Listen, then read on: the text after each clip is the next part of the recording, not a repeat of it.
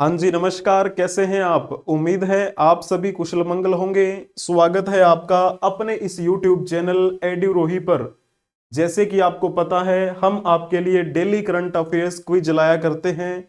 मैं आपका अपना विजय भारत आप सभी का स्वागत करता हूं। और सभी को पता है कि ये कक्षा आपकी डेली सुबह 6:15 बजे अपलोड की जाती है अपने इसी YouTube चैनल एड्यूरोही पर। अगर कक्षा में आ गए हैं तो चैनल को लाइक कर दीजिएगा, सब्सक्राइब भी कर लेंगे। ठीक है, तो सभी प्रतियोगी परीक्षाओं के लिए ये उपयोगी रहेगी क्लास। फर्स्ट क्वेश्चन आपकी स्क्रीन पर दिया गया है, बताने का प्रयास करेंगे। ये क्वेश्चन मैंने आपको होमवर्क में दिया था, मैंने कहा था कि इसका जवाब कमेंट बॉक्स में देना है आपको।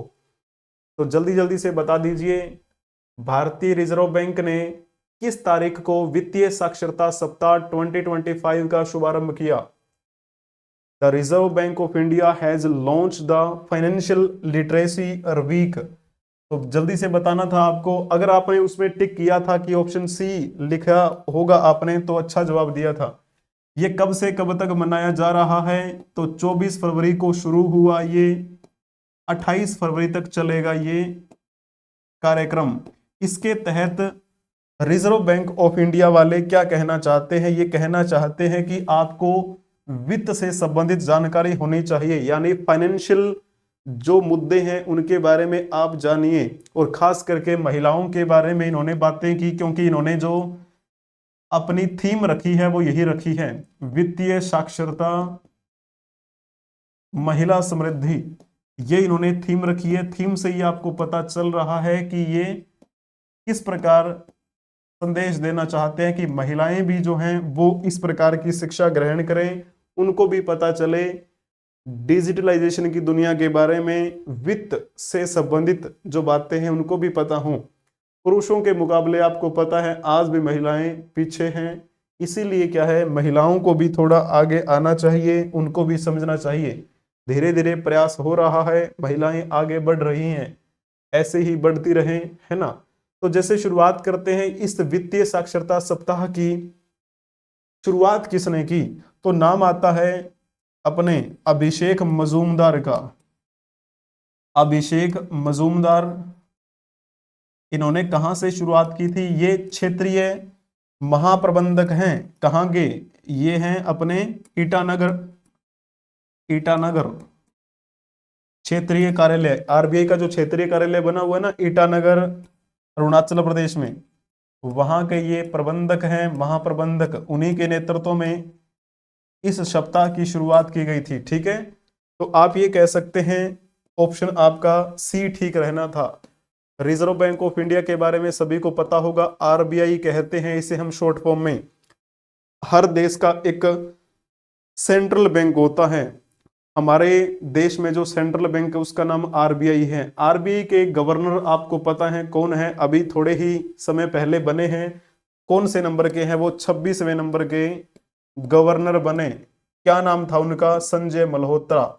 इनसे पहले कौन थे? इनसे पहले 25वें नंबर के आरबीआई गवर्नर थे शक्तिकांत दास, जिनको हाल ही में प्रधानमंत्री नरेंद्र मोदी का पर्सनल सेक्रेटरी बनाया गया है, पर्सनल सेक्रेटरी नियुक्त किया गया है। तो अगर आपने ये पॉइंट लिखा होगा तो आपने बहुत अच्छा जवाब दिया है। नेक्स्ट क्वेश्चन आपकी स्क्रीन पर दिया गया है, बताने का प्रयास करेंगे। तो ज्यादा समय आपको नहीं लेना है इस क्वेश्चन में। हाल ही में भारत का पहला चिड़ियाघर आधारित बायो बैंक और पशु संग्रहालय रिक्त स्थान में स्थापित किया गया है। जल्दी जल्दी से आपको बताना है क्या आएगा जवाब इसका। वन्य जीव संरक्षण रणनीति जो है उसमें आपको क्रांतिकारी पहल देखने को मिल रही है। ये वन्य जीव संरक्षण है ना, सभी हम बात करते हैं वन्य जीव संरक्षण होना चाहिए, है ना। तो ये एक क्रांतिकारी पहल आपको देखने को मिल रही है। कहां पे ये स्थापित किया गया? दार्जिलिंग में। दार्जिलिंग कहां पर है? पश्चिम बंगाल में। पश्चिम बंगाल के दार्जिलिंग के बारे में तो कौन नहीं जानता होगा, सभी जानते हैं।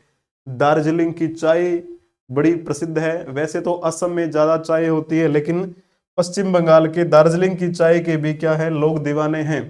और आपको पता है दार्जिलिंग हिमालयन रेलवे जो है वो तो यूनेस्को के द्वारा वर्ल्ड हेरिटेज साइट भी घोषित की गई है।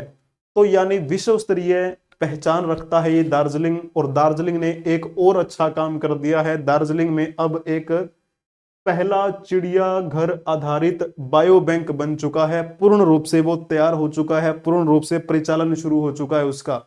लेकिन स्थापित कब किया गया था? स्थापित किया गया था जुलाई 2024 में। अभी हाल ही में चर्चा में इसलिए है कि वो कार्य जो है वो पूर्ण हो गया है, अच्छे तरीके से चलना शुरू हो गया है। ये जो पशु संग्रहालय की बात करते हैं, ये भी क्या है, इसका भी शुभारंभ 2024 के 23 दिसंबर को हुआ था, वहां के वन मंत्री के द्वारा, यानी पश्चिम बंगाल के वन मंत्री के द्वारा इससे शुभारंभ किया गया था। अब बात करते हैं कि ये जो बायो बैंक है वन्य जीव संरक्षण में किस प्रकार से क्रांतिकारी पहल के रूप में काम करेगा। वन्य जीव संरक्षण होगा यहां पर, यानी यहां पर जो विलुप्त प्रजातियां हो रही है ना, विलुप्त प्रजातियों के पुनर्जन्म में अहम भूमिका निभा सकता है। ये प्रजातियों के पुनर्जन्म में सहयोगी बनेगा।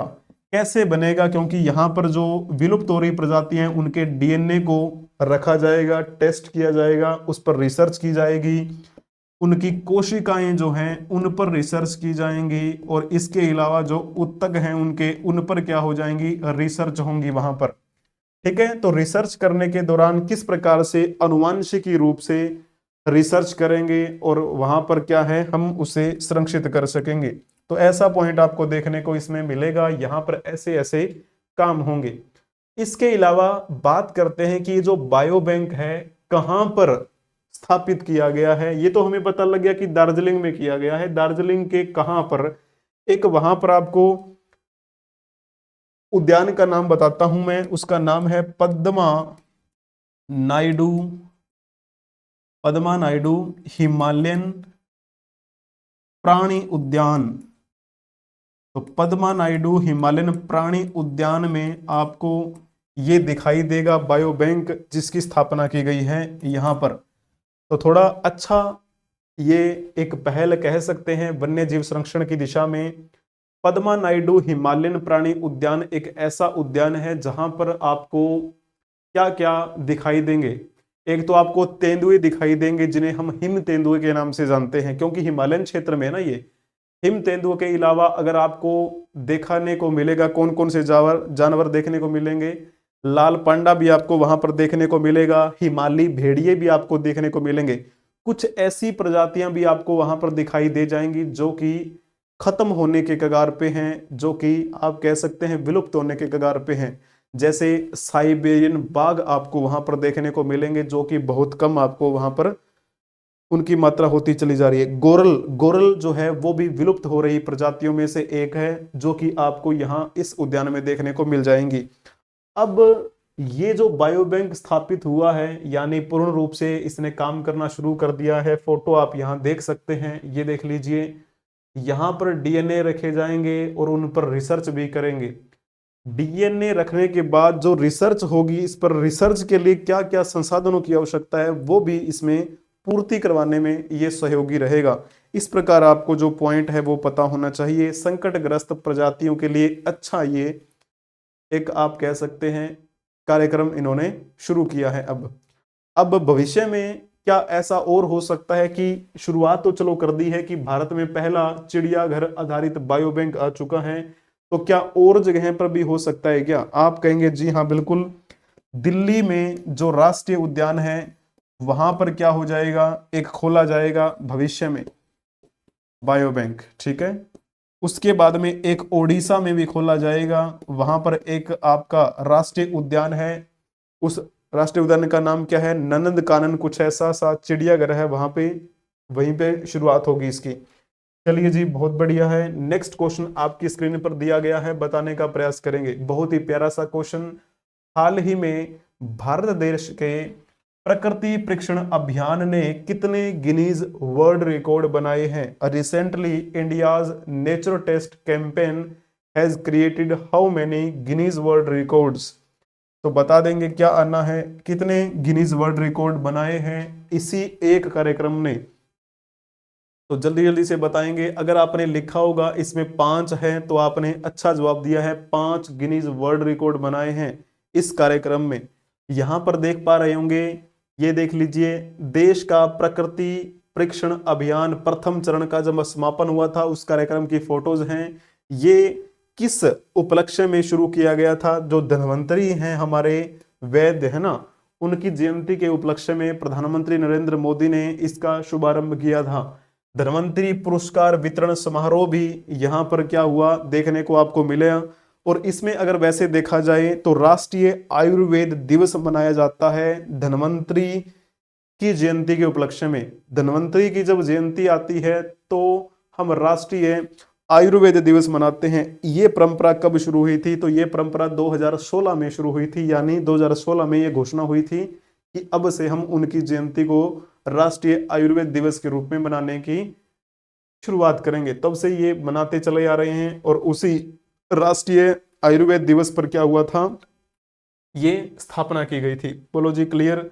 अब यहां पर ये जो कार्यक्रम हो रहा था प्रकृति परीक्षण अभियान, इसमें रिकॉर्ड बन गए हैं 5, वो भी वर्ल्ड लेवल के। तो सबसे पहले आप ये रिकॉर्ड देख लीजिए, उसके बाद में आपको बताऊंगा कि कौन कौन यहां पर उपस्थित रहे। तो सबसे बड़े ऑनलाइन फोटो एल्बम का रिकॉर्ड बन गया है, विश्व रिकॉर्ड बन गया है, ठीक है ना। इससे पहले आपको देखना हो तो वर्ल्ड रिकॉर्ड बना हुआ था फोटो एल्बम का, 62,525 तस्वीरें अभी इन्होंने खरीदी है, मतलब क्लिक हुई है वहां पर उस कार्यक्रम के दौरान। पहले का जो रिकॉर्ड था वो था 29,068 फोटोज का। कौन सा? Exchanger solutions private limited Bharat की तरफ से ही रिकॉर्ड बना था। अब की बार जो दूसरा गिनीज बुक में रिकॉर्ड बना है वो है सबसे बड़े ऑनलाइन वीडियो एल्बम का रिकॉर्ड, यानी सबसे अगर देखें हम वीडियो एल्बम ज्यादा बनी है किसी एक ही कार्यक्रम में तो वो यही है। कितनी वीडियो बनी है यहाँ पर? 12,798 वीडियो बनी है। इससे पहले का जो रिकॉर्ड बताता है कि 8,992 वीडियो एक ही कार्यक्रम में बनाई गई थी। वो कार्यक्रम था घे भरारी अभियान, भारत का ही था वो। तीसरा जो गिनीज बुक में रिकॉर्ड बना है उसका नाम है एक ही सप्ताह के अंतर्गत किसी स्वास्थ्य अभियान के लिए सबसे अधिक लोगों ने संकल्प लिया हो ऐसे खड़े होकर, है ना। तो वो भी ये रिकॉर्ड बना है। कितने लोगों ने संकल्प लिया है? तो यहां पर आप देख सकते हैं 60,04,912, है ना। तो ये नया वैश्विक रिकॉर्ड बना है। इससे पहले कोई विश्व रिकॉर्ड था नहीं इस मामले में कि किसी किसी मतलब बहुतायत संख्या में लोगों ने एक ही सप्ताह में संकल्प लिया हो बड़े स्तर पर। एक महीने में किसी स्वास्थ्य अभियान के लिए सबसे अधिक संकल्प ये प्राप्त करने का रिकॉर्ड भी बना दिया इन्होंने। एक हफ्ते का भी है, एक महीने का भी। यहां पर आप देख पा रहे होंगे 1,38,92,976 संकल्प। इससे पहले क्या था? 58,284 लोगों ने संकल्प लिया था एक साथ। यहां पर देख लीजिए 1 करोड़ तक पहुंच गई ये बात। पांचवा जो रिकॉर्ड बना वो क्या है? अब तक किसी स्वास्थ्य अभियान के लिए सबसे अधिक संकल्प प्राप्त करने का रिकॉर्ड, किसी भी स्वास्थ्य अभियान के लिए सबसे अधिक संकल्प प्राप्त करने का वो कितना है? तो वो यही संख्या है 1,38,92,976 संकल्प। और उससे पहले क्या था? तो 5,69,057 इस प्रकार। तो ये 5 गिनीज वर्ल्ड के क्या बने हैं? रिकॉर्ड बने हैं, गिनीज वर्ल्ड रिकॉर्ड। तो यहाँ गिनीज वर्ल्ड रिकॉर्ड के निर्णायक अधिकारी जो होते हैं वो भी आए हुए थे कार्यक्रम में। उनका नाम क्या है? Richard Williams staining. इसके अलावा ये जो कार्यक्रम आयोजित करवाया गया था आयुष मंत्रालय के द्वारा करवाया गया और NCISM के द्वारा करवाया गया था। इसका मतलब होता है राष्ट्रीय भारतीय चिकित्सा प्रणाली आयोग। तो इसके अध्यक्ष भी आए हुए थे जिनका नाम है वैद्य जयंत देव पुजार। केंद्रीय आयुष राज्य मंत्री जो स्वतंत्र प्रभार से बने हुए हैं प्रताप राव जाधव, वो भी आए हुए थे। महाराष्ट्र के स्वास्थ्य मंत्री भी उपलब्ध थे यहाँ पर, यानी उपस्थित थे, उपलब्ध नहीं बोलेंगे। प्रकाश अंबेडकर। आयुष मंत्रालय के सचिव भी आए हुए थे, राजेश कोटेचा। इस प्रकार से ये कार्यक्रम जो था वो संपन्न हुआ। आयुर्वेद की भूमिका क्या रहती है रोग निवारक चिकित्सा में, उस पर प्रकाश डाला गया। उसको आप कह सकते हैं जीवन शैली जो हमारी है उसमें आयुर्वेद का क्या महत्व है, यहां पर भी आपको ये देखने को मिला। ठीक है, तो पुरस्कार समारोह भी हुआ था। इसमें पहली प्रतिभागी बनी हमारी राष्ट्रपति जी श्रीमती द्रौपदी मुर्मू, जो कि हमारे भारत के 15वें राष्ट्रपति पद पर हैं वो। महिला के तौर पे दूसरी महिला राष्ट्रपति हैं। पहली महिला राष्ट्रपति होने का श्रेय किसे दिया जाता है? प्रतिभा देवी सिंह पाटिल को दिया जाता है। चलिए जी, नेक्स्ट क्वेश्चन आपकी स्क्रीन पर दिया गया है, बताने का प्रयास करेंगे। हाल ही में भारती एंटरप्राइजेज के संस्थापक और चेयरपर्सन सुनील भारती मित्तल को किस देश ने मानद नाइटहुड अवार्ड से सम्मानित किया है? नाइटहुड की उपाधि तो आप बचपन से ही पढ़ते आ रहे होंगे जब आप हिस्ट्री कवर करते हैं, और स्वतंत्र भारत का आंदोलन जब आप पढ़ते हैं तो आपको पता है नाइटहुड की उपाधि मिली, ऐसे मिली, उनको मिली, फिर वापस लौटा दी। ऐसा प्रसंग आपने देखा भी होगा। तो यानी अगर ऐसा प्रसंग फील कर रहे होंगे तो जाहिर सी बात है ब्रिटेन आपको टिक कर देना है, और आपने बहुत सत्य बात टिक की है। ठीक है, तो अभी वर्तमान की दृष्टि से अगर देखा जाए तो ब्रिटेन और हमारा जो भारत है उनके बीच में संबंधों की एक नई कड़ी आपको देखने को मिल रही है। उनके बीच में आपको पता है व्यापारिक दृष्टिकोण से भी समझौते हो रहे हैं। तो ब्रिटेन ने फिर क्या किया है, भारतीय इंटरप्राइज के संस्थापक और चेयरपर्सन सुनील भारती मित्तल को नाइटहुड की उपाधि से सम्मानित किया है। अब बात करते हैं सम्मानित किया किसने है। सम्मानित करने वाले जो हैं वहां के किंग हैं। आपको पता है वहां पर किंग भी होते हैं, हिस्ट्री में पढ़ते ही हैं। तो किंग अभी कौन है? तो नाम आता है चार्ल्स तृतीय। चार्ल्स तृतीय के द्वारा इनको ये सम्मानित किया गया था। और वहां पर वर्तमान में पीएम कौन है, प्रधानमंत्री के रूप में कौन काम कर रहे हैं? कीर स्टारमर का नाम आता है, कीर स्टारमर। कीर स्टारमर जो है कौन सी पार्टी की तरफ से हैं? तो ये लेबर पार्टी की तरफ से हैं। इनसे पहले ऋषि सुनक यहाँ पर थे, आपको पता ही होगा। ऋषि सुनक यहाँ यूके के क्या रह चुके हैं? पीएम रह चुके हैं। थोड़ा सा यहाँ पर देख लीजिए मित्तल साहब को, ये हैं हमारे मित्तल साहब, भारतीय एंटरप्राइज के संस्थापक सुनील भारती मित्तल, जिनको यूके ने क्या किया है? सम्मानित किया है। थोड़ा सा यहाँ पर बात कर लेते हैं उसी यूके के बारे में, यानी जिसे हम कहते हैं यूनाइटेड किंगडम। क्लियर हुआ ये? United kingdom of great Britain and northern Ireland, ऐसा नाम इसका लिखा जाता है। आपने देखा भी होगा कि ये क्या है, इसका राष्ट्रीय ध्वज आपको दिखाई दे रहा है। राष्ट्रीय ध्वज ऐसा दिखता है, देख लीजिए। थोड़ा मैं साइड हो जाता हूं। यहां जब आप इसकी राजधानी के बारे में बात करेंगे तो राजधानी है लंदन। आधिकारिक मुद्रा क्या है? Pound sterling. और ये भी क्या है? यूएन का सदस्य है। यूएन में वर्तमान में कितने सदस्य देश हैं? वर्तमान में 193 सदस्य देश हैं। उनमें से एक देश ये भी आता है, यानी यूके भी आता है। 24 अक्टूबर 1945 को ये यूएन का सदस्य बना था। क्लियर हुआ ये पॉइंट आपको? आप कहेंगे जी हाँ हो गया। मैप के माध्यम से भी थोड़ा सा समझ लीजिएगा इस यूके के बारे में। जब आप यूरोप की यात्रा करेंगे, यूरोप में जब देखेंगे आप, यहाँ पर देख लीजिए, ये रहा नॉर्वे, डेनमार्क, जर्मनी, ये इधर देखेंगे तो ये है आपका यूनाइटेड किंगडम। यूनाइटेड किंगडम के साथ में आयरलैंड दिखाई दे रहा है आपको। ठीक है, इसी मैप को थोड़ा सा क्या करेंगे, जूम करके मैंने यहाँ पर दिखाया है आपको। ये देख लीजिए, ये क्या है? यूके का मैप दिखाई दे रहा है। ये जो एरिया है ये क्या है? ये है नदर्न आयरलैंड। मैंने कहा था ना, United kingdom of great Britain and northern Ireland. तो ये नॉर्थ, यानी इस आयरलैंड का नॉर्थ एरिया है ना, जिसे नॉर्थ आयरलैंड कहते हैं, वो इसी का पार्ट है। लेकिन आयरलैंड एक अलग देश भी तो है, जिसकी टीम आपने देखी होगी, खेलती होती है टीम। यूके में कितने पार्ट आपको दिखाई देते हैं? तो 4 पार्ट आपको दिखाई देते हैं। वैसे अगर देखा जाए 4 भाग, तो एक तो आपको पता होगा जिसे हम वेल्स कह देते हैं, वेल्स, स्कॉटलैंड, है ना, और इंग्लैंड। और एक जो बच गया आपका, वो क्या कहते हैं? उसे हम उत्तरी आयरलैंड। तो इस प्रकार से ये क्या बना हुआ है? ये यूनाइटेड किंगडम बना हुआ, यूनाइटेड बना हुआ है। ऐसे पॉइंट ध्यान में रखना है। इसी प्रकार यूके है, ये मैप मैंने दिखा दिया है। यहां तक ये देखो रेड कलर में थोड़ा थोड़ा दिखाई दे रहा है आपको, ये अलग देश है। इसका नॉर्थ हिस्सा जो है इसे नॉर्थ आयरलैंड कहते हैं, जो कि इसी यूके का पार्ट है। बोलो जी क्लियर है? इसके बारे में मैंने आपको समझा भी दिया किस प्रकार से ये यूएन का सदस्य बना। चलिए जी, नेक्स्ट क्वेश्चन आपकी स्क्रीन पर दिया गया है, बताने का प्रयास करेंगे। क्या आएगा जवाब इसका? एयरटेल डीटीएच किस कंपनी के साथ विलय करने जा रहा है? डीटीएच का मतलब आपको पता ही होगा, डायरेक्ट टू होम, है ना। डीटीएच पे आपको पता है, आपने टीवी देखे होंगे डिश लगा लगा कर, है ना। तो किसके साथ ये विलय करने जा रहा है? टाटा प्ले जो है, अगर लिखा होगा टाटा कंपनी का ही एक, ये कह सकते हैं एक प्रारूप, छोटा प्रारूप, है ना। तो इसी के साथ ये कंपनी जो है विलय करने जा रही है, मर्ज होने जा रही है। जब आप एयरटेल डीटीएच सर्च करेंगे तो ऐसा आपको इंटरफेस दिखाई देगा, और टाटा प्ले जब सर्च करेंगे तो ऐसा इंटरफेस दिखाई देगा। ये दोनों क्या हैं? ये अब मर्ज होने जा रहे हैं। थोड़ा सा इसके बारे में, ये पॉइंट मैंने आपको जो बताया है वो देख लीजिएगा, ठीक है ना।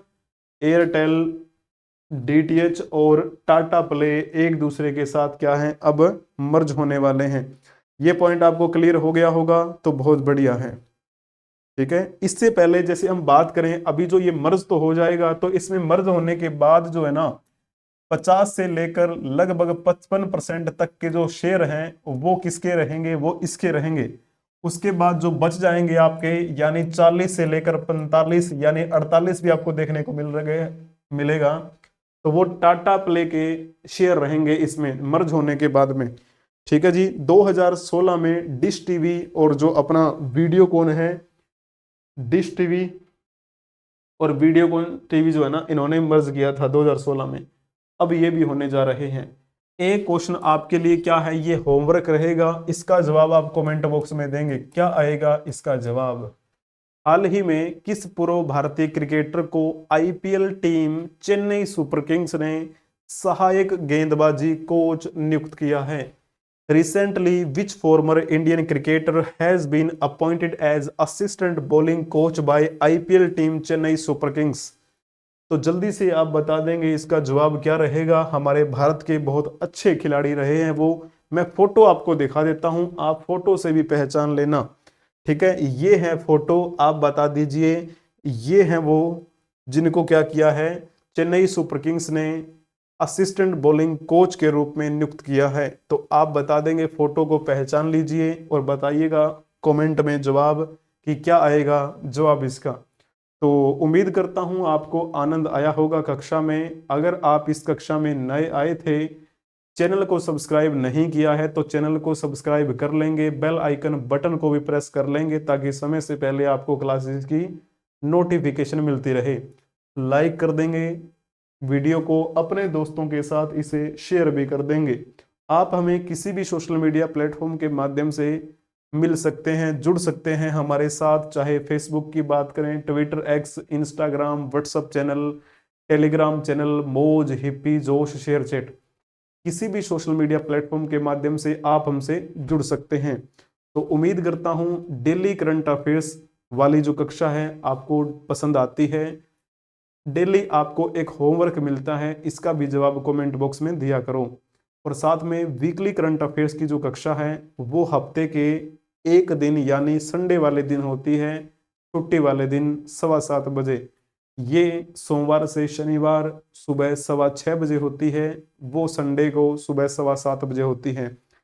डेली करंट अफेयर्स चलता है आपका, वीकली करंट अफेयर्स चलता है आपका। 10 minute show by Vijay Bharat sir लेकर आता हूं मैं आपके लिए।